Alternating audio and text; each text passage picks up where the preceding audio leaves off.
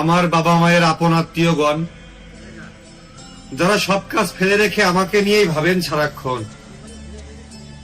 তারপরে যারা একই মহল্লায় থাকি, যেমন আমার শ্রদ্ধেয় পাশের বাসার কাকি, চায়ের দোকানের চড়াটে বসে হোয়াইট হাউস নিয়ে গবেষণা করা চাচা, যাদের বাসের চড়াটে ঘষা খেয়ে ক্ষয় হয়ে গেছে পাছা, এছাড়াও যাদের বাড়ির আগুন দিয়ে আমি বিড়ি জ্বালাই, রাস্তা রেখে যাদের বাড়ির উঠান দিয়ে আমি বাইক চালাই। রোদে ধুলায় কানা হয়ে যাব তাও ভালো, কিন্তু তাদের সমস্যা আমার সানগ্লাস কেন কালো। নিজের মেয়ে এই মই ব্যবসা করে, আমি ভুল করে তাকালেও দোষ। এলাকার সকল সম্মানীয় মাননীয় ঘোষ, আমার দোষ খুঁজতে গিয়ে যাদের বাদ চলে যায় নামাজ কালাম, আজকে মহান শ্রমিক দিবসে আপনাদেরকে জানাই সালাম।